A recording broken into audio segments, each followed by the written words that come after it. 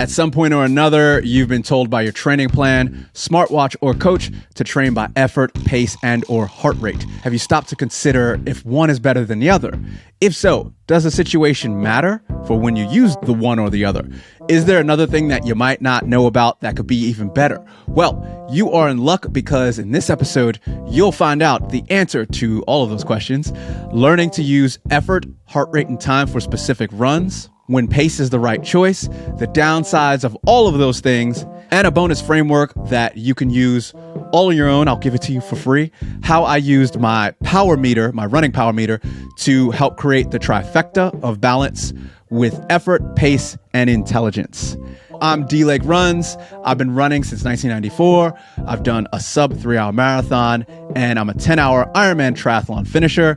And since 2012, I've been researching, experimenting on myself, and talking to experts on how to get 1% better in my training, racing, and life, all so that you don't have to do the crazy stuff that I just did and make it just a bit easier for you. You know you need this in your run life, or not. Why not find out? Let's get into it. It wasn't working. I don't know if it's because I live a high stress life. I'm high strung. The Mathitone method, it didn't do it for me. Here we go with this or that and those. That's right. We back and we've got kind of a messy one this time because we got 3 topics, but we'll get into that. This is the show where we discuss polarizing topics in the endurance sports world because it's not always clean. It's not always black and white. And I got my co-host, Darren Lake, Mr. D Lake on the other side. How you feeling, my dude? I'm chilling like a villain. I think I said that on season 1, but we'll say it again.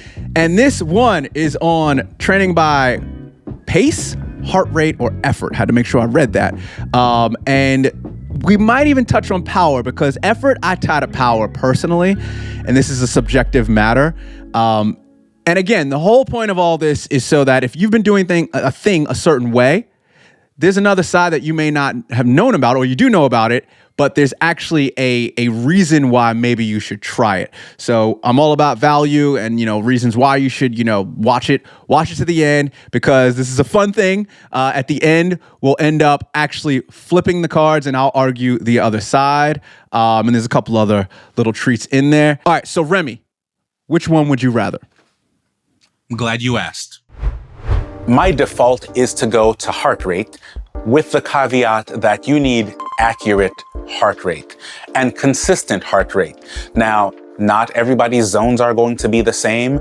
And if you're relying on wrist-based, then forget about it. You might as well be guessing you are better off going by effort at that point. But getting good heart rate kind of ensures that, like most amateur runners, you're not doing too much too soon. Most amateurs have a tendency to overdo it and go way harder more frequently than they should be and not getting enough recovery between their sessions. Make sure you're keeping it easy so it is sustainable and repeatable so you can go out the next day. Because I don't care how fast you are. If you can't keep coming back to do it, then you're never going to progress in your training. What do you got for us, Darren? All right, so yes, I'm breaking my rules, and you're supposed to just take a side on this, but I can't. It's too situational, and it's too gray area. So I'll touch on effort, I'll touch on heart rate, and I'll touch on pace. Not in that order. And then the last 4th one is kind of a bonus, little secret one. All right, so I'm gonna mix in effort and heart rate and time all together, and I'll give you the frame on it. So I use effort, heart rate, time for most of my runs, and easy runs and even steady runs is where I like to kind of mold those 3 little metrics together. The 3rd one is pace, and I usually have pace for, obviously, racing is where I want pace, but I'll get to this bonus one in a second, which I've used now for racing. But pace is usually around racing, and definitely intervals.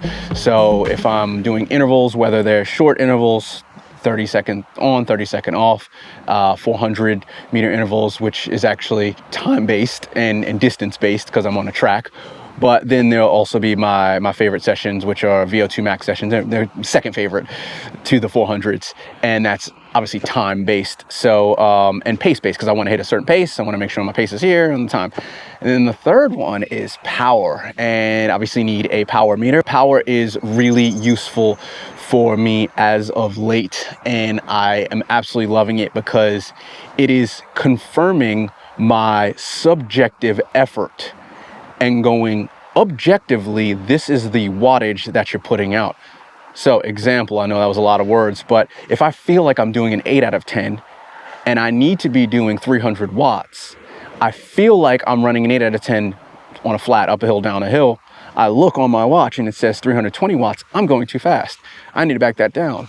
While it's only 20 watts, which is barely even 10%, that 10% will come back and bite me 10, 20 minutes into a race, depending on how long the race is. If it's a 5K, that will definitely bite me. Longer the distance, the more it will bite me later on. So I really know that I need to use kind of a swath, and it's the tool for the right job. And then I can't just go, oh, it's just only one thing. So situational, I use one thing. And, you know, if I zoom out, I use all three things. Back to it. All right, lots of ways to go about this. But before we start unpacking how we feel and maybe even arguing the other sides, take a moment, let us know down in the comments. Are you a pace, power, effort, heart rate? Which method are you training by? And with that, we'll get into some of the polls and community responses. Yes. So we've already polled some people on Instagram. That's where, you know, a lot of people have most of my conversations. I'm slowly building up my YouTube, but we've got 20% said pace, 35% said heart rate, and 44% said perceived effort. So let's just define them really quick. Again, Sure. if you know, hopefully I think I defined it in the last one, but just in case, pace is obviously how fast you're going, minutes per mile or minutes per kilometer. That would also be speed if you're riding. Some cyclists, I know you are a hardcore triathlete. Yeah. I still, you know, ride. Heart rate that's an easy one. So that's how many beats per minute your heart is beating with a heart rate monitor strap. Straps are way better than the wrist optical. The wrist optical is not accurate once you start basically running at a decent pace. I like to say that it's only good for the bedroom or walking or sitting. That's the only time that optical is accurate, or sleeping. Yes, sorry, that's why I say the bedroom. And then perceived effort, and that is literally, you know, the scale. There's the board. How you feel, your RPE, right? You know, RPE, 1 through 10 scale. 10 is you're almost dying, and you know, 1 is you're sitting on the couch watching TV. So that would be that, and we'll go to this special fourth one that makes it even more messier. But let's see some responses from people in the polls. Someone said, Dan 2, 3, 4, 4, 5, 6. Pace is not very useful when it comes to hills. Very hilly where I live, so I use both HR and RPE. Yes, that's great. It's a mix, DZQ, a whole bunch of underscores. It's a mix, but mainly pace, working on my speed and volume by interval training. Mr. JMO4, heartbeats are a determinant of what pace I choose to run. Christian, with pace, you can get more specific benefits. And Jolise, I choose perceived effort because I'm not very good at crunching data. That's an interesting point. Some people don't like the data crunching. Well, so yeah, that's huge. So with all these numbers, what are you even going to do with it, right? Exactly. And we got all the metrics and all the tools, and you don't even, depending on what you're training for, or like one of our other community members said, the terrain that you're training on, one of these tools may make more sense than the other, given what you're working on in that season. Yes. Don't spoil it, because we're going to save that for the end. Don't spoil. We got these extra things because we've already given our takes. And let's go to the community responses. When I first started running, I trained by pace. It got me to where I needed to be. I hit a sub 2 half, and that was putting me where I wanted to be for the sub 430 on a full. Didn't happen. So this time around, I'm training by effort. I had originally trained by heart rate, and it wasn't working. I don't know if it's because I live a high stress life. I'm high strung. The Mathitone method, it didn't do it for me. Then I went back to pace, and pace didn't work because I was coming back from an injury. I couldn't hit the paces. My heart rate was, ridiculously high. I'm talking zone 4, zone 5 for marathon pace. I went by effort, and I have made much, much better progress training by effort in the last 4 months. I would definitely have to say a third option, my perceived effort as I'm out there on the road. I find that so much more motivating to use my own innate guiding system than relying on, better keep up this pace with my watch or follow these particular heart rate parameters. So definitely perceived effort. Right now is the part where I go, hey, if you're not feeling this, make sure you subscribe, rate, share it out with your friends about how amazing this is, rah, rah, rah, rah, rah. All right. While you should go out and do that anyway, how about I actually give you something that will help you? Is the running, health and fitness, and endurance sport internet too much sometimes? Is it too much conflicting content on how to train right? Or you just don't have time to read and watch the latest trends on how to, carb cycle for your next marathon? Don't worry. I'll take care of that for you by showing you how to train, race, and live 1% better consistently. To do this, just sign up for my free newsletter, OPB. I figure out this whole 1% better thing so you don't have to by scouring the endurance sports deepest and darkest corners of the internet. Go to dlatecreates.com/news, all spelled the normal way, to be inspired and motivated on the regular. Let's get back into it. All right, so this is that third point that I was talking about, which is the fourth variable here, and that is power.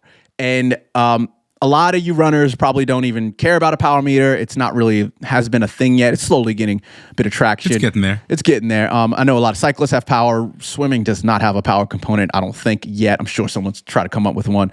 Even lifting weights is really, it's just the weight you're lifting. There's no power component about the resistance. But back to running for power. I talked about my fun 5K story. But actually, I just did a race, City to Surf, which is you running from the middle of the city, Sydney, Australia, all the way to the beach, Bondi Beach. Beautiful run, but there's so many damn hills. And because of the hills, I really have to focus on my perceived effort. But hills are wild because what feels like a 5 out of 10, let's say you're cruising at a 7 out of 10 effort on the flats. And then you're like, I'm going to do a 5 out of 10 on the hills. I look down at my power spikes up. And I'm like, what the hell? For me to keep an even amount of power, I feel like I have to almost walk and do this really slow run. But the ironic thing is when I stretch out these hill runs, so this hill, there's a lot of really steep hills and long hills. And there's about, it takes me 8 minutes to run up it. It's about a mile hill. It's a mile uphill. And there's some nasty steep. That's a big hill, dude. And it's effed up because it turns. And you can't see it. So you're like, oh, this is what? There's more hill. Oh, there's the end of what? There's more hill. So it keeps doing that for almost 8 minutes for me. It's bananas, yo. But what I found out, I start at what feels like the subjective effort of a 5 out of 10 up the hill. I'm 4 minutes in and my power would spike up to, 370 watts. So I was trying to hold 330 watts up the hill, right? And I was like, my power spiked up to 370 watts in the first minute. And I'm like, wow, that's really hot. It's 40 watts more than I want to be doing. Let me back it down. So then I look down halfway through and I'm at 320 watts. And I'm like, what? And then I even it out, it's 330. And I'm like, that felt like a 5 out of 10. But it actually was a proper 330 watt. But the hills, it's just so crazy. And then downhill's even more crazy. Trying to hold power downhill, running, you got to go real fast to hold that power. You got to give it some more. That's right. And it's really uncomfortable. Whereas if I didn't have that power meter, I'm like, I think I'm going at a 7 out of 10 downhill. It's nah, the power's saying I'm going at a 3 out of 10. My power drops down to 280 watts. So I found out that there's this triangle, I call it the trifecta, I guess, of how you should interpret your data. And the triangle is, and I just came up with this actually during the race yesterday, I was thinking, which is not good.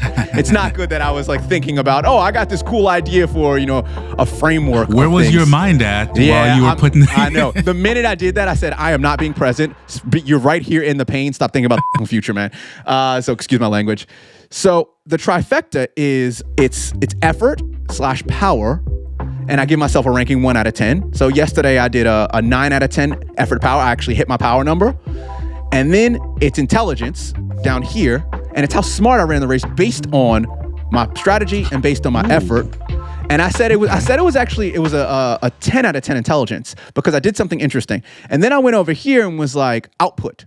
And output, so that's the triangle there. And the third variable. And output is technically not variable, but output is what happened. What was my time? What was my pace? So many times we as runners and triathletes and people, when we race, we go, got to hold that pace. Oh, I didn't get my time that I wanted. So many things affect your time. The 100%. heat, the hills, how tired you are, caffeine levels. If you're doing heart rate and your caffeine is shot up or you're just excited, you can't go on caffeine. My heart rate is always 10 beats higher on a race, even though I'm going at the same effort that I was doing in training. So all these things I realized when you put those three together, that then becomes a much better way to take your data and analyze it post-race. And it's actually, it like just takes the pressure off of you. So it's like, you just, I know I went as hard as I could. The data validated it based on my power. And the intelligence, I raced smart because I was about 33% in and I said, No. Mm-mm. Mm-mm. No. No. No. No. No. No. Hell no. No. I don't feel good. And I said, you could keep going at this stupid pace because I was trying to hit a pace in my head so I could hit a certain time and run my best time. And I said, and you could ruin this whole race and it's going to hurt, or you could be smart and back it down and look at your power, bro, and chill out. And I said, back it down. And I backed it down. And that's when I was like, that only comes with experience. And that only comes with intelligence. That only comes with me understanding my data. So I guess, again, this whole thing was about data. And I'm going to end it there. How, you got any more thoughts on this? Because that was a lot. Well, yeah, because, you talked about the thing that really stood out. And I talked about training by heart rate and looking at, your power spiked and you had to back down, which is the exact same thing that happens with heart rate. You're going too hot. That will spike and you may need to back it down because you've only got so many matches to burn and so many efforts and you can only sustain for so long. Obviously, there's a difference between how immediately one will spike and drop versus the other. And I feel like the takeaway is in that triangle, that's really good takeaways for being in the moment, but it's unpacking all of that data and making it more useful. So I can't go into an interval session knowing that the power has to spike, the heart rate has to spike for the pace to go up.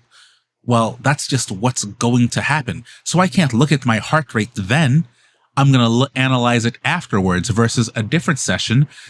I'll prioritize this metric and then look at this one afterwards to see how and get that relationship.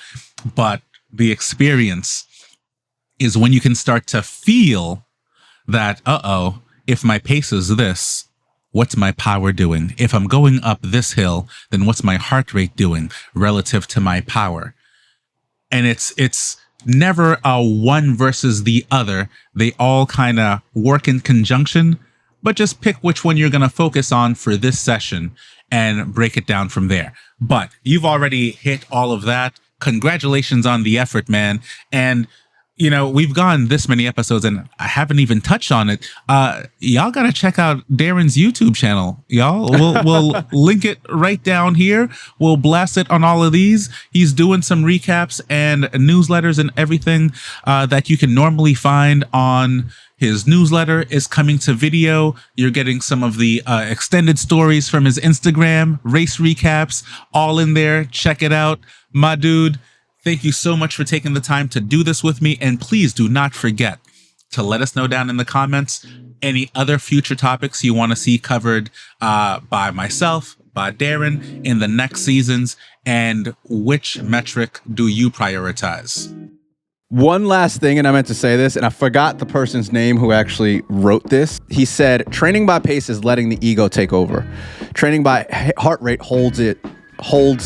is great, but not always accurate, unless a reliable chest heart rate monitor without interference. You get interference in heart rate monitors. Tech is useful, but can be a crutch. Like a lot of our creature comforts that I've taken away our natural immunity and instincts that our ancestors needed for survival. The ultimate goal should be to return to effort. It's akin to Kung Fu masters honing their martial arts by form and structure only to realize at the end the ultimate goal is formlessness or nothingness. That's my take on it anyway. Laughing emoji. So I thought that was a great way of summing up this kind of messy area and very woo-woo, very zen. I'll get his name so you could put it in there. But I'm going to end it there. Thanks, everyone. And to the next one.